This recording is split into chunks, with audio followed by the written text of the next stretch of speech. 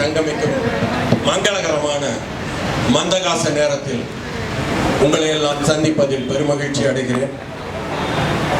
என்னோட வேலை எனக்கு தெரிஞ்ச குகநாதன் சார் தலைவராக இருந்தப்போ நான் தொகுப்புரை பண்ணேன். அதாவது கிட்டத்தட்ட 90களில் ஆரம்பித்து தொகுப்புரையால் அப்படியே அதில் ஒன்றி போனவன். அதனால சாமிநாதன் பார்த்துக்கிட்டே இருந்தார், என்ன எங்கே நக்கீரர் எதிர இருக்காரு அப்படின்னு.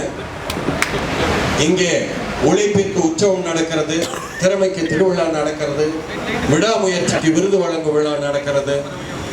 இந்த நேரத்தில் ஒரு தலைமை சங்கம் என்றால் அது கேப்டன்ஷிப் இயக்குநர்கள் சங்கம். முதல்ல தென்னிந்திய திரைப்பட இயக்குநர்கள் சங்கமாக இருந்தது. அதுக்கு மிகப்பெரிய காரணங்கள், புரட்சிகள் எல்லாம் அடிப்படை காரணங்கள், பின்னணி நிறைய உண்டு. என்ன முதலா இந்த இயக்குநர்கள் சங்கத்துக்கு அழைச்சிட்டு வந்தது இயக்குனர் திரு ஆர்சி சக்தி அவர்கள்.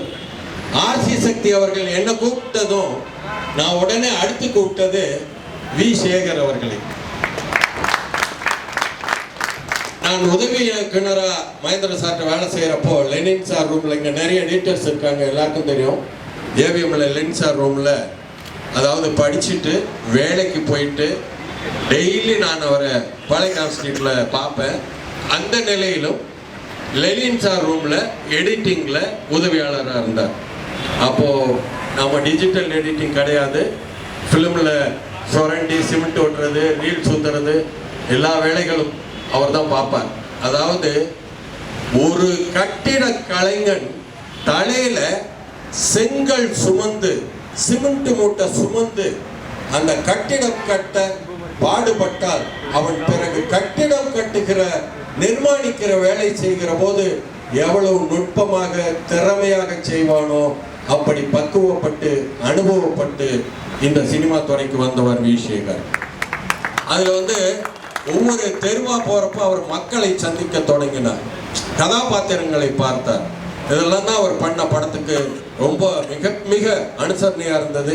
இது எல்லாத்தையும் விட உண்மையை சொல்ல வேண்டும் என்றால், இன்னைக்கு அண்மையில் மறைந்த விஜயகாந்த் அவர்களுக்காக நான் மிகப்பெரிய கவிதை ஒன்றை நக்கீரன் பத்திரிகைக்காக எழுதினேன். அதுல ஒரே ஒரு வாசகம் முக்கியமானது.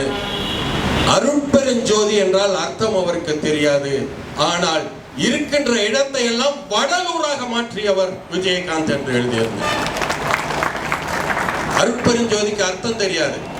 அதே மாதிரி ஆபுத்திரன், காய சண்டிகை, மணிமேகலைன்னா என்னன்னு தெரியாது.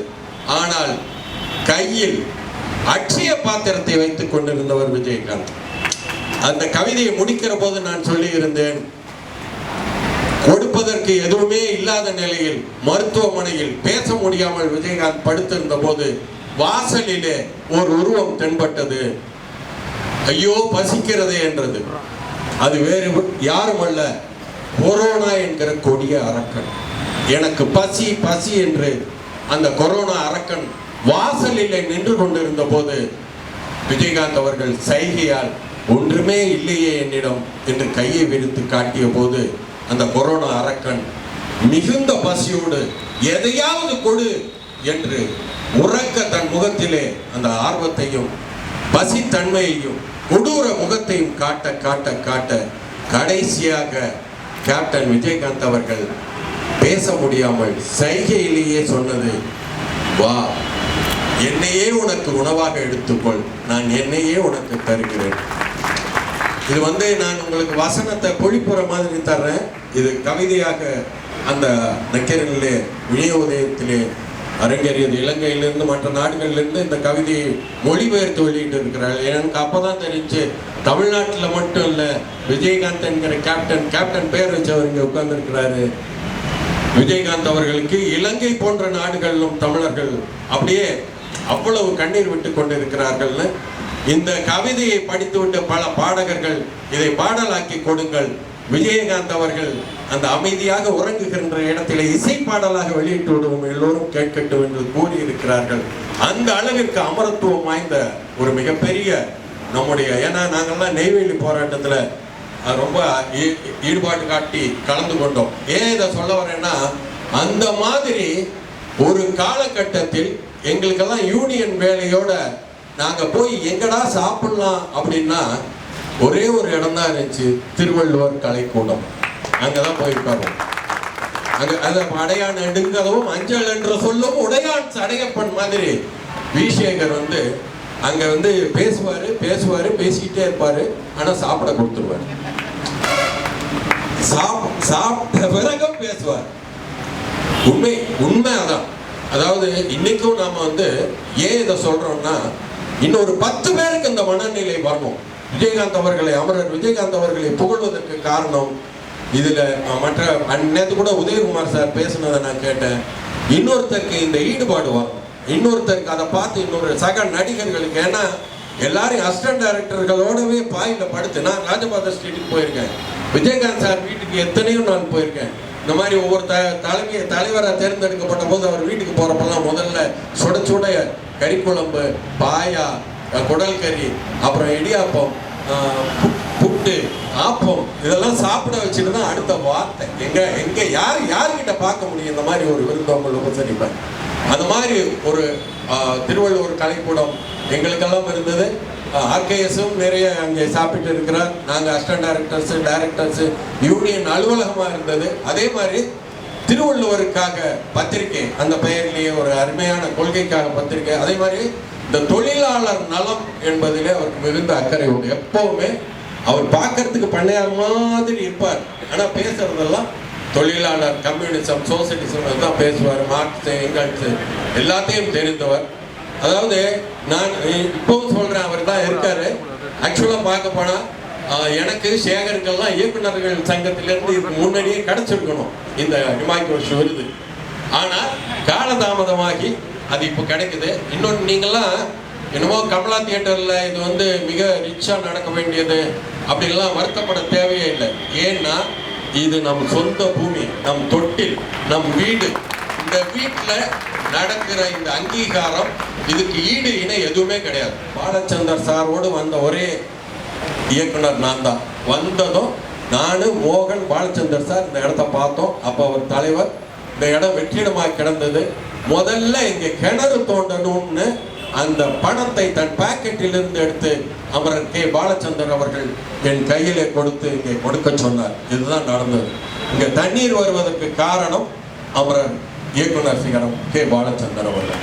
எல்லாரோடையும் சம்பந்தப்பட்ட ஒரு இடம், நம்மோட ரத்தம் ஓடிக்கொண்டிருக்கிற இடம், நம்மோட உழைப்பின் வேர்வை இங்க எல்லாம் வந்து அங்கே வாசனை திரவியம் போல அப்படியே தெளிச்சுக்கிட்டு இருக்கோம். அதனால கமலா திரையரங்கத்தை விட 1000 மடங்கு அற்புதங்கள் நிறைந்த இந்த இடத்துல இந்த விழா நடப்பது மிகவும் பொருத்தமானது. அதுல வந்து விசேகருக்கு வந்து இன்னைக்கு கொடுக்கறதுன்றது ஒரு, அதாவது இந்த தொழிலாளர்கள் எல்லாம் என்ன பண்ணுவாங்க, ஒரு சங்கம்னா எப்படி இருக்கும், இப்படிதான் ஆடம்பரமற்ற ஒரு குடும்பம். ஒரு, அதாவது கம்யூனிஸ்டோட கேரளால பார்ப்போம்ல, திடீர்னு ரோட்லயே அலுவலகம் மாதிரி நடக்கும். அந்த மாதிரி இந்த ரோடு பக்கத்துல இந்த இதுதான் நமக்கு திருப்புகழ், திருவாசகம் எல்லாமே, இந்த பஸ் சத்தம், ஆரன் சத்தம் எல்லாமே. அந்த மாதிரி ஒரு சூழல்ல இங்க பேரரசு இருக்கிறாரு, மற்ற தொழில்நுட்ப கலைஞர்கள் எல்லாரும் இருக்கிறீங்க. இவங்களுக்கு முன்னாடி எங்கள் நண்பர், அதே மாதிரி இந்த தொழிற்சங்கத்தின் மேல் ஆழ்ந்த ஈடுபாடு கொண்டவர். நான் வந்து உண்மையிலேயே இந்த அளவிற்கு ஈடுபாடு கொள்ள ஆர்சி சக்தி அவர்கள், விசேகர், பாலச்சந்தர் சார், பாரதி ராஜா சார், கூடவே நம்ம ஆர்கேஎஸ், நாங்கள் 2 பேரும், அதாவது நாங்கள் இணைந்து அவ்வளவு காரியங்கள் செஞ்சோம். அவர் இருக்கிறப்ப தான் எனக்கு அந்த தங்க செயின் பாலச்சந்தர் சாரும் நம்ம பாரதி ராஜா சாரும் அள்ளி என்ன எனக்கு கொடுத்தாங்க. இதுக்கெல்லாம் அவர் தான். அவர் இப்போ நான் கொஞ்சம் அப்படி தூரமாக இருந்தாலும் அவருக்கும் எனக்குமான நட்பு உறவு என்றைக்குமே உண்டு. அதே மாதிரி இன்றைக்கு இந்த நிலையை அங்கீகரித்து எனக்கு கொடுத்த பாக்யராஜ் சாரையும் நான் மறக்க முடியாது. பாக்யராஜ் சாரோட சீடர், அங்கே உருவானவர் விசேகர். அதுல இன்னும் பெருமை. வாங்க சேகர். விசேகருக்கு இப்போது இந்த நிமாய் கோஷ் விருது வழங்கப்படுகிறது.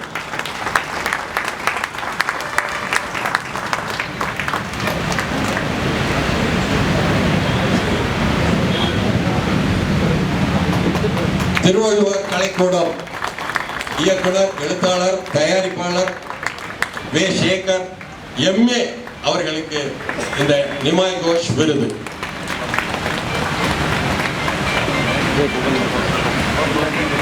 சார் இங்க பாருங்க.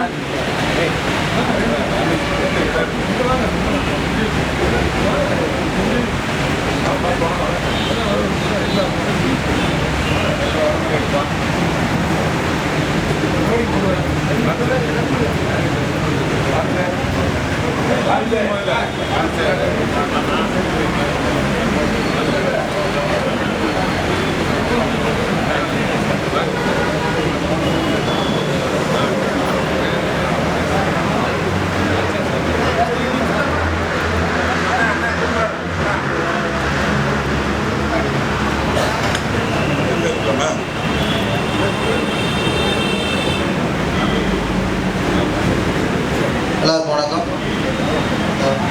தமிழ்நாடு திரைப்பட இயக்கம் சார்பாக 5000 காசு வழியை ஈஸ்வரர்கள் வழங்குகிறோம்.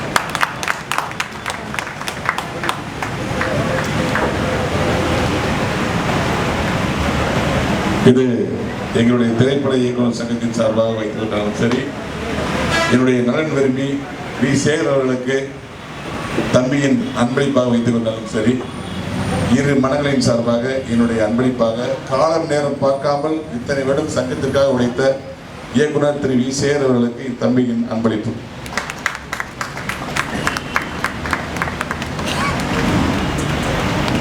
தேங்க்யூ. அடுத்து, அதாவது ஒரு மூத்த இயக்குனர், அனுபவசாலி, நிறைய படங்கள் டைரக்ட் பண்ணவர், இவருக்கு நிமாய் கோஷ் விருது கொடுத்தாச்சு. அடுத்து இப்போ எப்பவுமே ட்ரேட் யூனியனை பொறுத்த வரைக்கும் சங்கத்துக்கு சேவை செய்கிறவர்களை சங்கம் புறக்கணிக்க கூடாது, சங்கம் அங்கீகரிக்கணும். அப்பதான் சங்கத்துக்கு இன்னும் 10 பேர் சேவை செய்ய வருவாங்க. வேலை செஞ்சுக்கிட்டே சேவை செய்யணும், அதான் முக்கியமான விஷயம். இங்க இருக்கிற பல பேர் நிமாய் கோஷை பார்த்துருக்க மாட்டாங்க. அந்த பாக்கியம் எனக்கு உண்டு. நிமாய் கோஷை நான் பார்த்துருக்கேன், பேசியிருக்கேன், பழகியிருக்கேன்.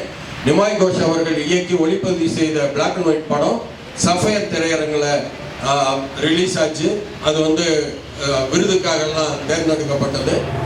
அவர் எந்த வெஹிக்கிள்லையும் வாகனத்திலையும் நடக்க மாட்டார். நிமாய் கோஷ் ஒரு சாதாரண ஒரு ஆள் மாதிரி இந்த கொடையை இப்படி மாட்டிக்குவார், அந்த காலர்ல கொடையை மாட்டிக்குவார், அப்படியே நடப்பார். சாலிகிராமத்தில் பாஸ்கரன் காலனிலாம் நடப்பார். அதை தாண்டி அவரோட வீடு இருந்துச்சு. எம்பி சீனிவாசன் அதே மாதிரி சேர்ந்திசை அந்த மாதிரி பேட்டனை கொண்டு வந்ததே அவர் தான். 2 பேரும் தான் மிக முக்கியமான தூண்கள் இந்த சம்மேளனத்தை உருவாக்குனதில்ல. அந்த மாதிரி சீனியர்ஸ் அனுபவசாலிகளை பேசுறப்பவே இன்னைக்கு வர்ற உதவி இயக்குநர்கள், இணை இயக்குநர்கள், துணை இயக்குநர்கள்ல சிறப்பாக சேவை செய்கிறவர்கள் கௌரவிக்கப்பட வேண்டும். அதுதான் உண்மையான விஷயம். அதுல ஏகாம்பவானன் எப்படின்னா பெரிய பியூட்டி என்னன்னா, பாக்யராஜரோட இணை இயக்குனர் வி சேகரோட இணை இயக்குனர் ஏகாம்பவானன். எப்படி ஒரு சங்கிலி தொடர் பாருங்க. ஏகாம்பவானன் சாதாரண தொழிற்சங்கவாதி மட்டும் அல்ல, மிக வெற்றி அடைந்த படங்களுக்கெல்லாம் திரைக்கதை வசனத்திலே ஒத்துழைத்தவர். அவர் ஒத்துழைத்த படங்கள் 100 நாள் படமெல்லாம் ஓடி இருக்கு. அந்த மாதிரி ஏகாம்பவானன் கவிதைக்காக ஒரு அமைப்பு வச்சு மிக சிறந்த கவிஞர்களை அங்கீகரிக்கிற ஒரு நல்ல இலக்கியவாதி. அவருக்கு இந்த விருது கிடைப்பது மகிழ்ச்சியான செய்தி. அதே மாதிரி இன்னும் அவருக்கு விருது கிடைப்பது இன்னைக்கு தமிழ்நாடு திரைப்பட இயக்குநர்கள் சங்கத்தில் இருக்கிற உதவி இயக்குநர்களுக்கெல்லாம் விருது கிடைச்ச மாதிரி, இணை இயக்குநர்களுக்கெல்லாம் விருது கிடைச்ச மாதிரி, துணை இயக்குநர்களுக்கெல்லாம் விருது கிடைச்ச மாதிரி. அதனால ஏகாம்பவானன் அவர்களை இன்று நாம் வாழ்த்துகிறோம். இந்த இனிய விழாவிலே ஏகாம்பவானன் இன்னும் பல விருதுகளை பெற இது விதையாகட்டும். அடுத்து பேரரசு இப்போது தமிழ்நாடு திரைப்பட இயக்குநர்கள் சங்கத்தின் சார்பாக ஏகாம்பவானனுக்கு இந்த பரிசு தொகையை அளிக்கின்றார். அடுத்து ரவிமரியா.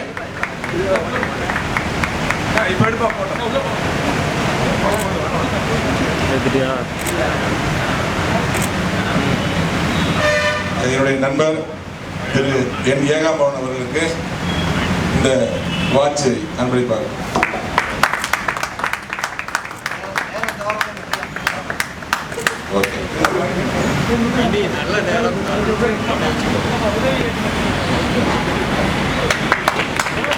உதவி இயக்குநர்கள் சார்பாக அவருக்கு சால்வை அணிவிக்கப்படுகிறது.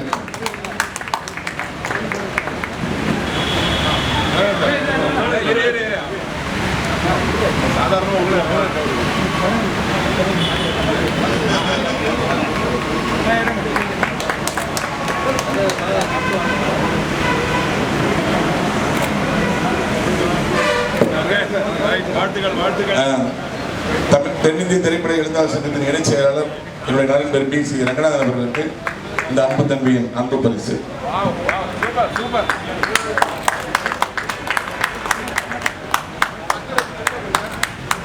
நன்றி.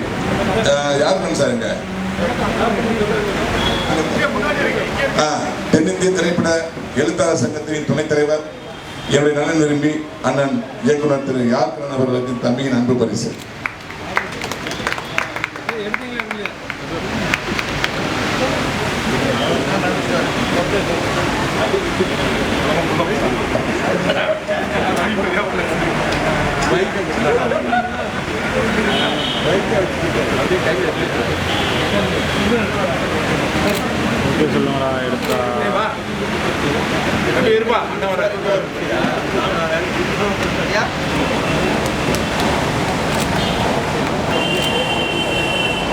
ஜி கண்ணன் என்கின்ற யார் கண்ணன் இவர் தேச விடுதலை போராட்ட தியாகியின் மகனாக பிறந்தவர். தயாரிப்பாளர், எழுத்தாளர், பேச்சாளர், இயக்குனர், பாடலாசிரியர், கவிஞர், நடிகர் என பன்முக திறமை வாய்ந்தவர். யார் கண்ணன் அவர்கள் கை கொடுக்கும் கை படத்தின் விநியோகஸ்தராக இருந்து கலைப்புலி எஸ் தானு, ஜி சேகரன் போன்றோரின் நட்பால் யார் என்ற படம் உருவாகி யார் கண்ணன் என்ற பெயர் மாற்றமும் பேரும் புகழும் பெற்றவர். மேலும் 90களில் நிர்வாக குழு, செயற்குழு என பல பொறுப்புகளில் இருந்து திறம்பட பணியாற்றியவர். மேலும் மே தினத்திற்காக பாட்டு எழுதி அன்றைய ஊர்வலத்தை திரையுலகை திரும்பி பார்க்க சிறப்பாக நடத்தி காட்டி அதற்கான பொற்பதகத்தை கோல்டன் அவார்டு தங்கச் சங்கிலியுடன் இமயம் சிகரம் இணைந்து தர அந்த விழா மேடையில் பெற்றவர். தமிழ் திரை என்ற பத்திரிகை ஒன்றை உருவாக்கி அதனை திறம்பட நடத்தி இயக்குனர் சங்கத்திற்கு பெரும் உதவியாற்றி வருகின்றார். அது மட்டுமின்றி பல புத்தகங்களையும் எழுதி வெளியிட்டு வருகின்றார். மேலும் தமிழ் கலைக்காவலர், சித்தர், நெறிசேவகர், கலைச்செம்மல் போன்ற பல விருதுகளை பெற்றவர். இவர் தொடர்ந்து பல விருதுகளை பெறவும் இவர் சங்கத்திற்கு ஆற்றிய பணிகளை பாராட்டியும் சம்மேளனத்தின் சார்பில் இவருக்கு சிறந்த சேவருக்கான நிமாய் கோஷ் அவார்டு வழங்கப்படுகிறது. அதுபோன்று எழுத்தாளர் சங்கத்தின் இன்னொரு மிக பெரும் பழம்பெரும் எழுத்தாளரான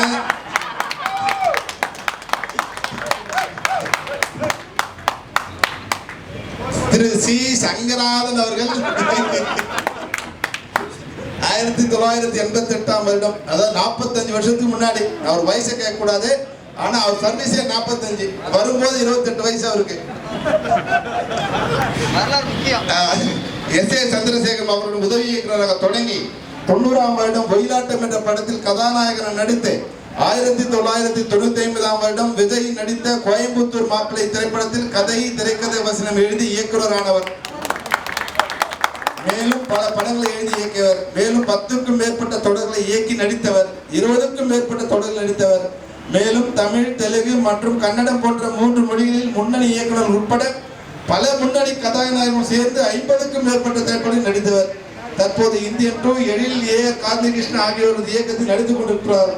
மேலும் எழுத்தாளர் சங்கத்தில் இணைச் செயலாளராகவும், இயக்குனர் சங்கத்தில் செயற்குழு உறுப்பினராகவும், சின்னத்திரை சங்கத்தில் சங்க பொதுச் செயலாளராகவும் மற்றும் சின்னத்திரை கலைஞர் கூட்டமைப்பு துணைத் தலைவர் என பல பொறுப்புகளில் இருந்து அவர்களுக்கு தொந்தரவு தந்து வந்திருக்கிறார்.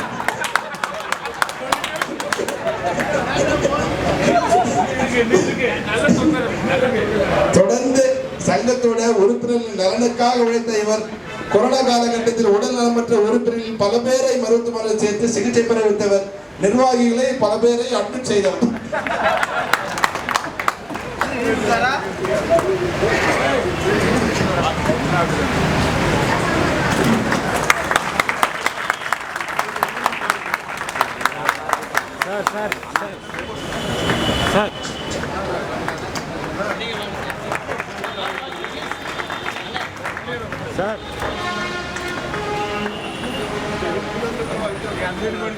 சார் இன்னொரு வாங்கின அப்புறம் போங்க, ஒரு போட்டோ எடுத்துட்டோம்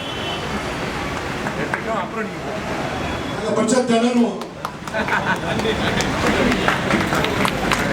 அடுத்த எடிட்டர் கணேஷ். இவர் 1985ஆம் ஆண்டு சிந்து பைரவி படத்தில் பட தொகுப்பாளராக அறிமுகமாகி இயக்குனர்